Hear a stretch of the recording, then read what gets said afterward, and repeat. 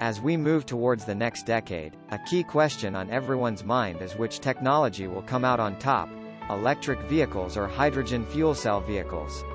In order to assess this, we need to consider a variety of factors that will impact the viability of both options.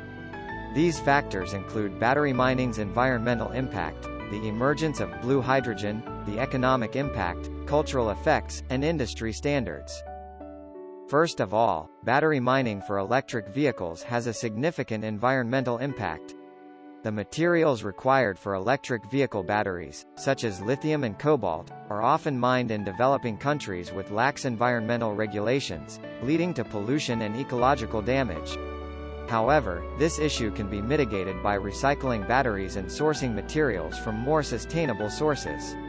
Additionally, the production of batteries is not a carbon-neutral process, which is a concern for those who are focused on reducing their carbon footprint. Second, the emergence of blue hydrogen, produced from natural gas and captures carbon emissions, offers a potential alternative to traditional gray hydrogen production. While blue hydrogen is more expensive than gray hydrogen, it provides a cleaner alternative that can be used to power fuel cell vehicles. This could give hydrogen fuel cell vehicles an edge over electric vehicles in the long term. However, producing blue hydrogen is still an industrial process with its own environmental impact. Third, the economic impact of electric vehicles and hydrogen fuel cell vehicles is an important consideration. While electric vehicles are more affordable and have a lower ownership cost than fuel cell vehicles have a more extended range and can be refueled more quickly than electric vehicles. This means that the choice of technology may ultimately come down to individual needs and preferences.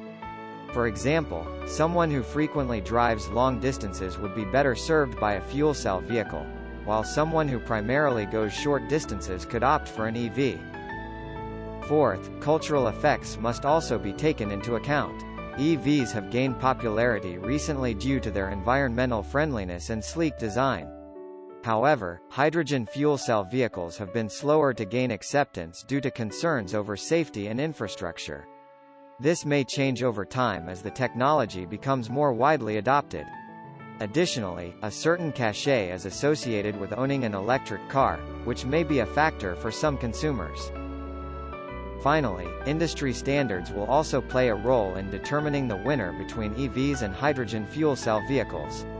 There is more significant infrastructure and support for EVs, but this could change as more investment is made in hydrogen fuel cell technology. Additionally, government policies and regulations will also impact the development and adoption of these technologies. In conclusion, while it is difficult to predict which technology will ultimately win out, it is clear that both EVs and hydrogen fuel cell vehicles have their strengths and weaknesses. The winner may eventually come down to individual needs and preferences, as well as developments in technology and infrastructure. As we move towards a more sustainable future, both technologies will likely play an essential role in reducing our reliance on fossil fuels and mitigating the impact of climate change.